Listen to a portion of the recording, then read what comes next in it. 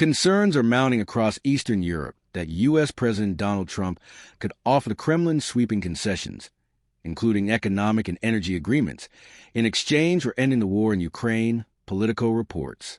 According to the outlet, fears are growing among American diplomats, policy experts, and energy industry insiders that Trump might dismantle the current economic pressure on Russia, threatening the booming U.S. liquefied natural gas, LNG sector. The one thing that would derail the spectacular growth of the U.S. LNG industry is the reopening of flows from Russia. There's no question about that, said Geoffrey Pyatt, former U.S. ambassador to Ukraine and former head of the State Department's Energy Bureau.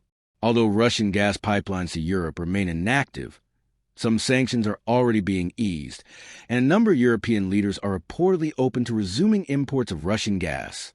There are also reports that U.S. investors have discussed potential collaborations with Russian officials to restart gas supplies to Germany.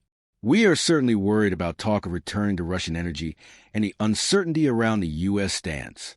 But we hope to convince Washington that going back would be a serious mistake, said a representative of an Eastern European government, speaking anonymously. Trump's deadline for Putin. Earlier, Trump issued a 50-day ultimatum to Russian President Vladimir Putin, demanding an end to the war in Ukraine. He warned that failure to comply would result in sanctions targeting countries that continue purchasing Russian oil and indirectly funding the war.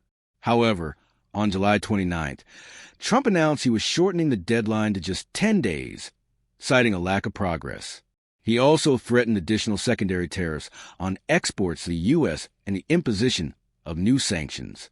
According to analysis from the Institute for the Study of War, ISW, Russian officials are actively lobbying Trump to soften his position and reopen negotiations with Moscow.